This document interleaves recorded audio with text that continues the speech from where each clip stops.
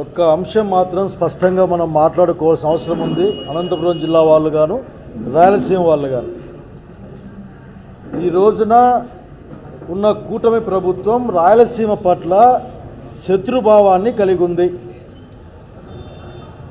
రాయలసీమ గురించి ఏమాత్రం ఆలోచించకుండా దానికి వ్యతిరేకమైన నిర్ణయాలు తీసుకుంటూ ఉన్నారు.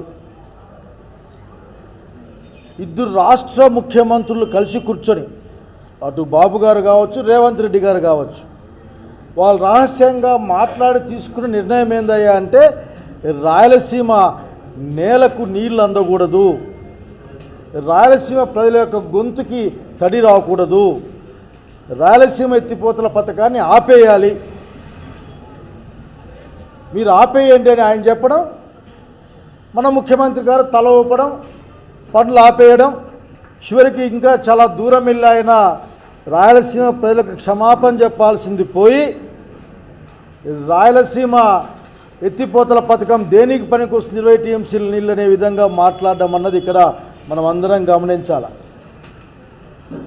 841 అడుగుల్లో నీళ్ళు వస్తేనే కొట్టుకునే పోతిరెడ్డిపాడు, తెలంగాణ 758 నుంచి ఆ పైన కొట్టుకుంటూ వస్తూ ఉంటే 8 టీఎంసీలు పోతే ఏదో ఒక రోజున పోతిరెడ్డిపాడుకు ఒక చుక్క నీళ్లు కూడా రాని పరిస్థితులు ఉంటే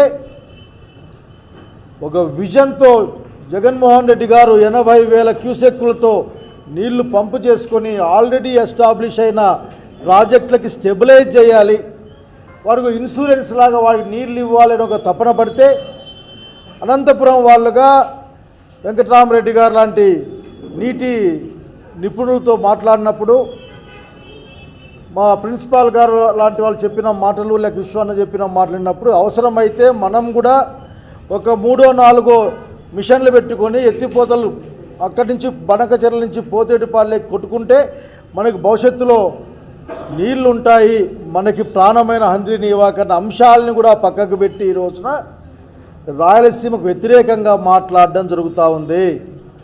రాయలసీమ ప్రజలు దీన్ని గమనించాలి. మనల్ని మభ్యపుచ్చి ఎవరి పరిపాలన వాళ్ళు చేసే కార్యక్రమం ఉంటుంది. ఇక్కడ ఆఖరికి స్పష్టమైన అవగాహన ఉండాలి, పరిపాలన చేయమని కోరుతూ ఉన్నాం వినయంగా.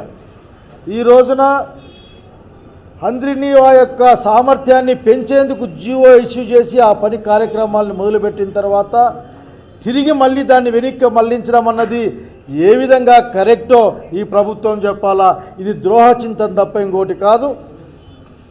కార్లకు అయ్యే డీజిలు, కరెంటు బిల్లులు, లేకపోతే వాళ్ళ మెయింటెనెన్స్కి అయ్యే పేపర్లకు అయ్యే ఖర్చులు లెక్క వేసి హంద్రినీవాకు డబ్బులు ఇచ్చినామని చెప్తే మేము నమ్మాలా ఈ రోజున.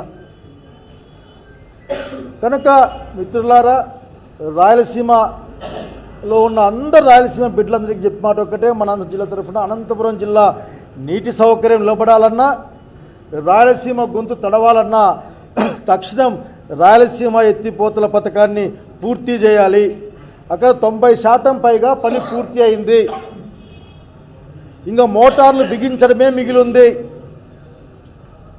జగన్మోహన్ రెడ్డి గారికి పేరు వస్తుందనుకుంటే మీ పేరే పెట్టుకోండి, ఇబ్బంది ఏం లేదు. కాబట్టి అన్ని రాయలసీమ జిల్లాల్లో ఉన్న ప్రజలు ఈ రోజున ఆలోచిస్తూ ఉన్నారు. రాయలసీమకు వచ్చిన ప్రతి ఒక్క ప్రాజెక్టు కూడా తరలిపోతూ ఉంది. ఇదే అనంతపురానికి వచ్చిన all India medical sciences AIIMS college కూడా అది మంగళగిరికి తరలిపోయింది. కర్నూలు నుంచి ఆఖరికి హైకోర్టు తరలిపోయింది.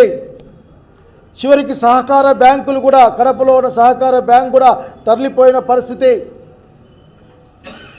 ఉక్కు పరిశ్రమకి ఊసే లేదు. మన అవకాశాలకు అసలు మాట్లాడే వాళ్ళకి పేపర్ల మీద మాట్లాడిపోయే కాదు. చివరికి రాయలసీమ వాళ్ళకి మాటలు చెప్పి, కబుర్లు చెప్పి రాయలసీమకు అన్యాయం చేసే విధంగా ఈరోజున కూటమి ప్రభుత్వం ప్రయత్నం చేస్తూ ఉంది. కనుక తక్షణ ఉపయోగంకి వచ్చే చాలా కష్టమైన పరిస్థితి, అనంతపురం జిల్లాకు కూడా చాలా కష్టమైన పరిస్థితి వస్తుంది. పోతిరెడ్డిపాళ్ళకి నీళ్ళు రాకపోతే ఆ మలయాళ మిగతా వాళ్ళకి కొట్టి 0.6 టీఎంసీనే మొత్తం అందరికి కలిపి దాంట్లో 0.3 0.3. కాబట్టి ఈ రోజున ముఖ్యమంత్రి గారిని కోరుతా ఉన్నాం, మీకు ఏదైనా రాంగ్ ఆలోచన ఉంటే లేకపోతే ఫీడింగ్ ఇచ్చి ఉంటే దాన్ని వదిలేసేయండి. రాయలసీమ బిడ్డని చెప్తారు, మీరు నిరూపించుకోవాల్సిన అవసరం వచ్చింది. ఈ రోజున జగన్మోహన్ రెడ్డి గారికి పేరు వస్తుందనే మీరేం భయపడకండి, బాధపడకండి. ఎవరు పని చేస్తే వాళ్ళ పేరు ఉంటుంది. మీరు తక్షణం రాయలసీమ ఎత్తిపోతల పథకాన్ని మీరు పూర్తి చేయాల్సిందే. అక్కడ పెద్ద పని ఏమి లేదు. అంతేకాకుండా ఆల్మట్టి నేపథ్యంలో ఆల్మట్టి ఎత్తు పెరిగి 100 టీఎంసీలు ఎక్స్ట్రా నీళ్లు నిల్వ చేసుకునే ఈ నేపథ్యంలో హంద్రి నీవా నీళ్ళకు కూడా అష్యూరెన్స్ ఇవ్వాల్సిందే. కాబట్టి ఇది ఒక జీవగరలాగా, ఒక లైఫ్ లైన్ లాగా ఓ మాట చెప్పాల్సిందే. వచ్చే రోజుల్లో రాయలసీమ ఎత్తిపోతల పథకమే రాయలసీమ ప్రాంతానికి తడి చూపించే, నీళ్లు చూపించే ఒక పథకంగా ఉంటుంది. ఒక ఇరిగేషన్ ప్రాజెక్టు ఉన్న విషయాన్ని గుర్తుపెట్టుకొని తక్షణం మా యొక్క ఆశల్ని, మా యొక్క ఆలోచనల్ని, రాయలసీమ ప్రజల యొక్క భవిష్యత్తును దృష్టిలో పెట్టుకొని రాయలసీమ ఎత్తిపోతల పథకాన్ని పూర్తి చేయాలి. అన్ని జిల్లాల్లో కూడా ఇటువంటి ఆలోచన సాగుతూ ఉంది. తొందరలో కడపలోనే ఆఖరికి ఒక సమావేశం జరగబోతూ ఉంది రాయలసీమ కోసం. దానికోసం ఒక్కడుగు ముందు వైఎస్ఆర్ కాంగ్రెస్ పార్టీ ఈ రోజున ముందుకెళ్తూ ఉంది.